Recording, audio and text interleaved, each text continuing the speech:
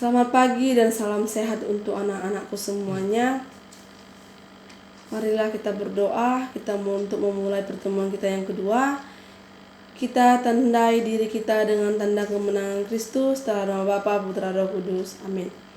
Bapa yang maha baik, sebentar lagi juga Tuhan kami akan mulai proses belajar mengajar kami. Terangilah kami dengan akal Roh Kudus-Mu. Mampukanlah kami agar kami mampu untuk menerima apapun terangkan oleh guru kami. Seluruh kegiatan kami pada pagi hari ini kami serahkan ke dalam tangan-Mu demi Kristus Tuhan dan pengantara kami. Amin. Bapa, Putra, Roh Kudus. Amin. Jadi, pertemuan yang kedua pada pagi hari ini adalah tentang panggilan hidup berkeluarga. Panggilan hidup berkeluarga. Hidup berkeluarga atau sebuah sakramen perkawinan yang kita terima ketika kita menjalin hubungan dengan teman kita, teman dekat kita, ataupun ketika kita menjadi orang yang dewasa. Kita merupakan hidup berkeluarga itu adalah tujuan hidup, pilihan jalan hidup kita. Kenapa? Karena itulah tujuan hidup kita berkeluarga. Kenapa? Perkawinan adalah persekutuan yang khas antara laki-laki dan perempuan, di mana mereka itu saling mengisi, saling menyempurnakan, sehingga mereka dapat menjadi kepala keluarga dan hati keluarga yang penuh demi mencapai suatu kebahagiaan baru. Hidup berkeluarga ini diyakini atau diawali dengan merupakan panggilan hidup. Kenapa? Panggilan itu ada dua, panggilan hidup berkeluarga dan panggilan hidup membiara.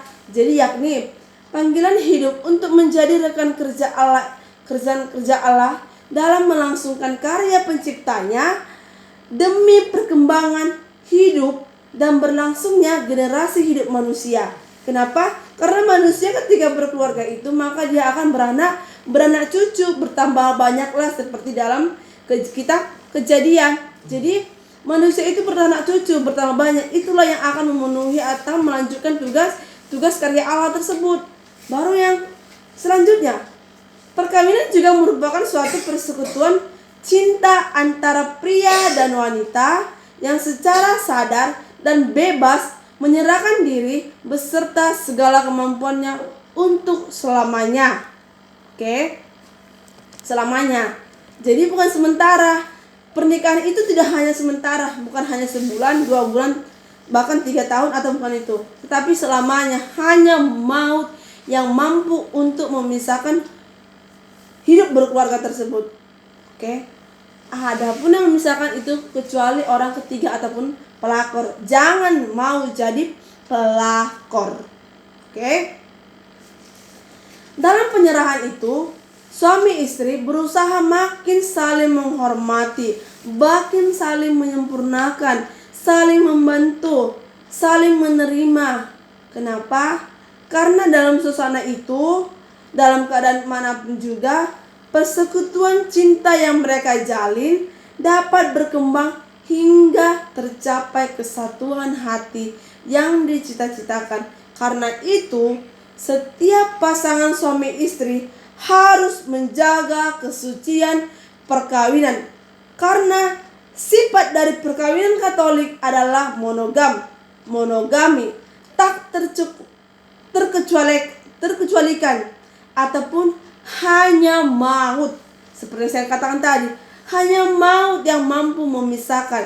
Kalau orang ketiga tidak mampu memisahkan, mampu pun dia memisahkan hanya untuk sementara. Tapi kalau maut mampu untuk memisahkan secara selamanya. Oke? Jadi sakramen perkawinan Gereja Katolik itu adalah sebagai akar perbentukan keluarga Katolik, hendaknya dijaga dari kesuciannya. Keluarga itu merupakan gereja kecil ataupun eklesia domestika. Jadi keluarga adalah gereja kecil. Dari keluargalah anak mendapatkan pendidikan rohani, mendapatkan nilai-nilai rohani, nilai-nilai moral. Oke, nilai-nilai moral. Berdoa, cara berdoa yang pertama itu dari mana? Dari keluarga.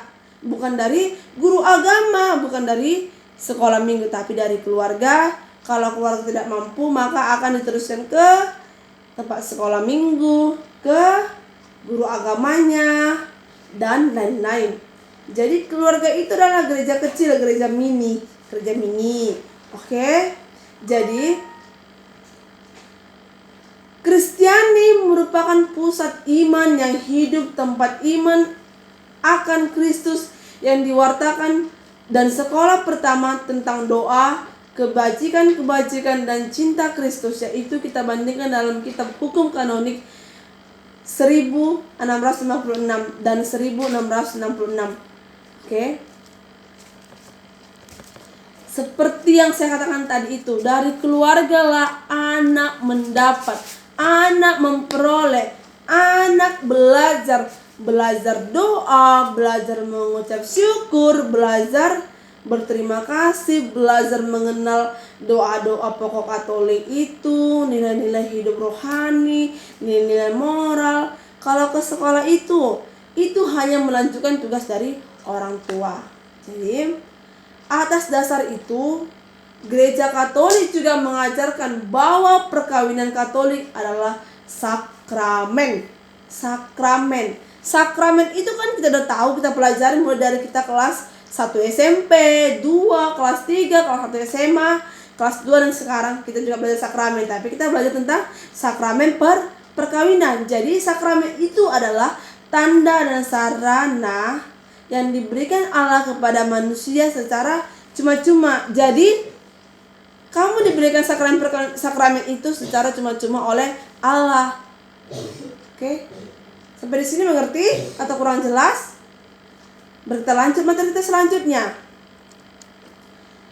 Konsili Vatikan kedua adalah apostolitik atau Familiaris Consortio 1981. Ini tentang buku, kalau nggak salah ini tentang buku berkeluarga atau ajaran tentang keluarga.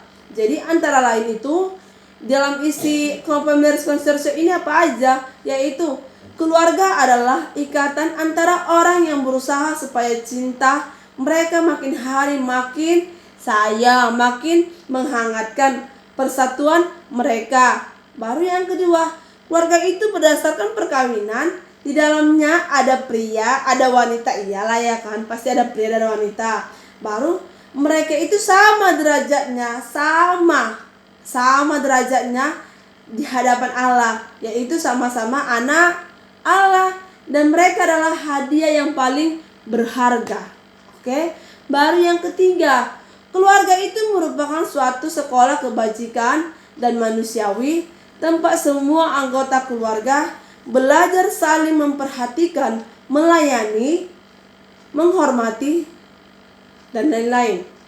Baru yang keempat, dalam lingkungan keluarga, perselisihan itu biasa, serta perbedaan itu biasa ada dalam keluarga. Antara manusia lebih mudah diatasi, baik yang dewasa maupun yang lebih anak-anak, itu pasti akan ada perselisihan dalam keluarga tersebut. Jadi suasana itu akan saling mengerti, di mana itu akan orang tua itu akan mengajarkan kepada anak untuk bahwasannya bisa menghargai kakak yang lebih tua, bisa menghormati, baru bisa menyayangi adik-adik yang lebih di bawah umur kita. Jadi dalam keluarga itu ada kerukunan dibina. Kerukunan keluarga itu dibina dalam keluarga, yaitu orang tua yang berperan penting, menjadi peran utama dalam membina kerukunan keluarga ini. Oke. Baru yang kelima apa aja? Yang kelima itu ada keluarga adalah sel kehidupan masyarakat, tempat orang muda secara praktis mempelajari bagaimana menghargai nilai-nilai keadilan, hormat, dan cinta kasih. Seperti yang saya katakan tadi itu, karena keluarga adalah gereja kecil, keluarga adalah gereja mini, tempat di mana kita mengaplikasikan atau mempraktekkan kepada anak-anak kita tentang nilai-nilai moral tadi, nilai-nilai cinta kasih tadi, nilai-nilai menghormati, nilai-nilai keadilan kepada anak-anak kita, supaya dia menerapkannya kepada sesamanya, baik di lingkungan sekolah, lingkungan masyarakat, lingkungan gereja, dan lain-lain. Baru yang keenam apa aja? Keluarga itu juga gereja domestika atau gereja rumah tangga, tempat iman, harapan, cinta kasih ditanamkan dan dikembangkan dalam generasi muda.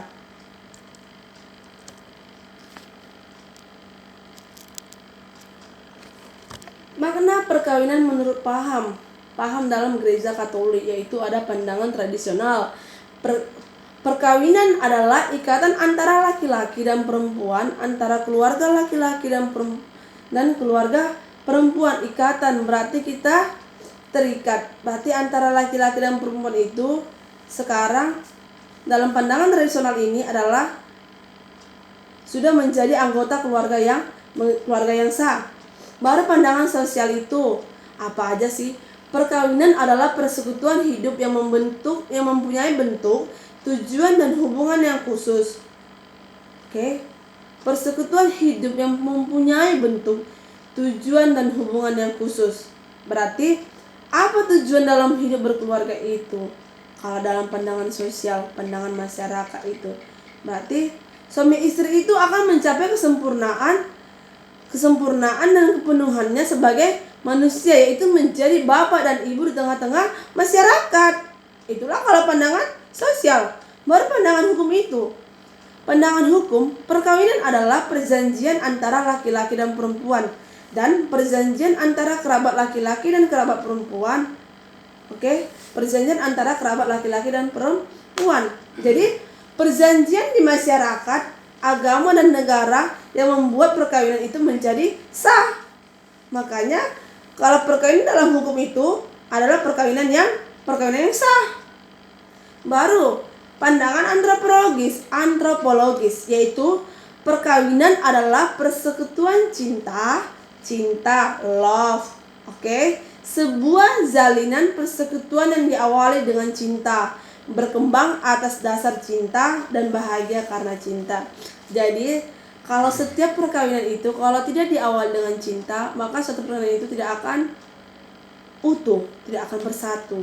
Jadi kalau kamu sudah dewasa, umurmu sudah mampu, kalau kamu untuk mau menjalani hubungan serius, maka awalilah dengan cinta. Karena kayak seperti lagu itu, di mata ini ada cinta, dan lain-lain. Oke. Baru dalam perkawinan juga akan mengalami berbagai macam tantangan, kesulitan. Oke, baik itu dari dalam maupun dari luar, itu biasa kalau dalam menjalin hubungan untuk berkeluarga. Jadi tantangan dari dalam yang bisa kita alami adalah yaitu kebosanan, kejenuhan, perbedaan pendapat dan perbedaan pandangan, ketidakserasian dalam hubungan seksualitas, perselingkuhan dan kemandulan. Jadi tantangan dari dalam itu banyak, seperti hubungan seksualitas, perselingkuhan.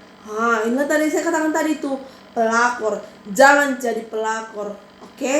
Jangan jadi pelakor untuk rumah tangga orang lain. Supaya apa? Supaya rumah tangga orang lain itu akan utuh dan rumah tanggamu juga akan tidak diganggu oleh pelakor juga. Baru kemandulan. Kenapa sering terjadi kemandulan? Oke, mungkin terjadi karena faktor dari dalam atau faktor dari luar, yaitu dengan terlalu banyak menggunakan minuman-minuman berkeras yang mengganggu rahim ataupun sel telur yang tidak dapat membuahi, ataupun sel sperma yang tidak dapat membuahi sel telur. Oke. Baru tantangan dari luar itu. Tantangan dari luar itu biasanya ada suasana negatif yang biasa mengganggu dan mengaburkan martabat lembaga perkawinan. Misalnya situasi dalam sekarang ini adalah kawin cerai. Baru apa? Poligami, cinta bebas, pelacuran, media massa, serta sarana yang bersifat pornografis. Apa aja sih sarana yang bersifat pornografis? Handphone yang kita gunakan ini, apalagi laptop. Kalau kamu tidak menggunakan handphone dengan bagus, kamu tidak menggunakan laptop kamu dengan bagus, itulah yang akan terjadi. Sifat media massa itu bersifat pornografis. Jadi pergunakan handphonemu sebaik mungkin, berguna untuk hal-hal yang positif. Misalnya belajar, mendengarkan sabda Tuhan. Baru bernyanyi lagu-lagu rohani, dan melihat berita-berita yang lebih penting untuk perkembangan dirimu. Mengerti? Baru, untuk memasuki jenjang perkawinan yang perlu kita persiapkan. Jadi ini hanya kita pelajari aja, bukan untuk kita lakukan karena kita masih kecil. Untuk kita belajar dulu apa sih memasuki jenjang perkawinan itu. Yang pertama itu mendalami perkawinan dan hidup berkeluarga sebagai karir pokok. Yang kedua, memperhatikan hukum sipil dan hukum gereja tentang perkawinan, yaitu apa aja ketentuan hukum sipil dan ketentuan hukum gereja. Yang ketiga, memilih pasangan yang benar-benar baik dan benar-benar rajin untuk ke gereja dan bisa diajak untuk bersosialisasi, berkompromi, dan lain-lain. Baru, hal-hal yang kita perlukan untuk menikah apa aja sih?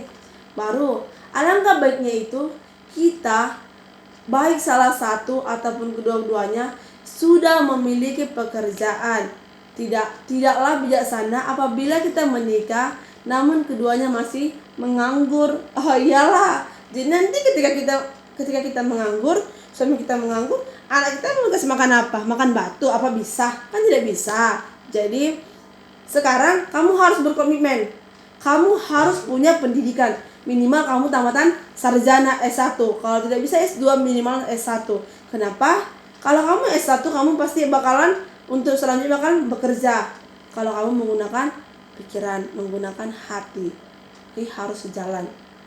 Baru yang kedua, apa aja sih alangkah baiknya itu? Baiklah pasangan yang akan menikah sudah memiliki rumah, atau walaupun itu hanya sekedar rumah kontrakan atau rumah kosan, tidak satu rumah satu atap dengan mertua. Oke. Jadi lebih bagus kamu sejahe yaitu walaupun ya itu dengan kemampuan duitmu untuk bisa ngontrak, ya kamu bersyukur. Baru yang ketiga, memiliki tabungan yang wajar, karena sulit dibayangkan apabila mau menikah namun tidak punya modal uang. Oke, benar. Ini seperti yang dikatakan tadi. Kalau kamu tidak memiliki uang, jadi kamu ngapain nikah? Kalau orang yang menikah itu berarti benar-benar sudah mampu dalam bidang kantong perekonomiannya. Oke. Sampai sini mengerti? Berlanjut. Ajaran kitab suci tentang perkawinan. Tujuan perkawinan ini antara lain membina cinta kasih antara suami dan istri yang membuat suasana keluarga menjadi bahagia, tersenyum, dan lain-lain. Jadi, keluarga tadi adalah gereja kecil, sebab penanaman iman anak pertama dan utama terjadi dalam menuju rumah Bapa, yaitu terjadi dalam keluarga. Oke. Oleh sebab itu, keluarga Kristiani juga merupakan persekutuan imam.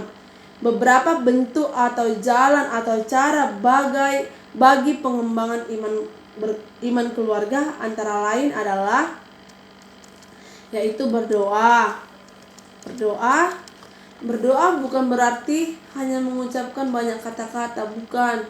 Tetapi kamu berdoa, kamu sampaikan satu permohonanmu yang benar-benar itu dalam hatimu, jujur yang kamu ungkapkan.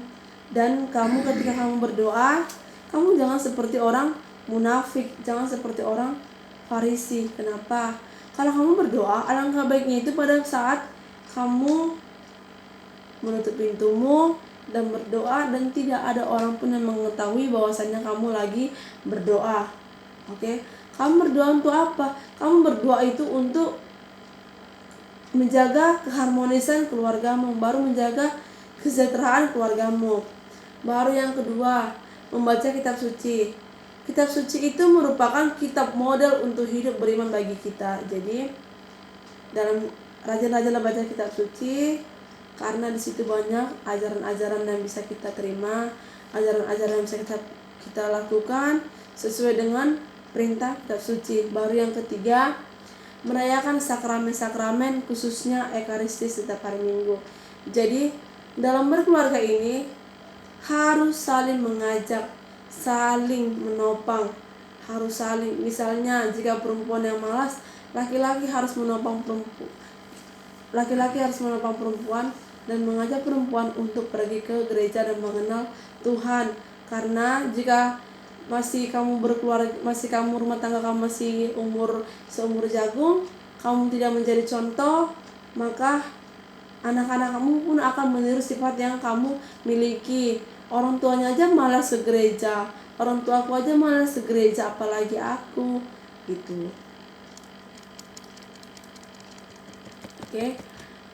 Kewajiban dan tugas kita sebagai keluarga dalam masyarakat ada apa aja. Jadi gereja hadir di dunia ini bukan untuk dirinya sendiri, melainkan untuk dunia. Jadi gereja itu bukan sekedar umat Allah aja, tetapi melainkan umat Allah yang menjadi tanda keselamatan bagi dunia. Itu berarti bahwa kita menjadi anggota gereja bukan saja supaya masuk surga, melainkan supaya kita melanjutkan karya Kristus untuk mewartakan dan melanjutkan dan mewujudkan kerajaan Allah. Sekian materi dari saya. Jika ada pertanyaan, bisa calling di bawah ini. Oke, bisa calling di bawah ini. Bisa chat ibu, nomor handphone ibu 0852 6290 0960. Jika ada yang kurang jelas, silakan tanya. Dan jadilah orang ataupun jadilah anak pembawa terang, ataupun jadilah kamu sebagai penuntun orang tuamu untuk dapat mengenal lebih dalam Tuhan. Sekian dan terima kasih. Selamat pagi.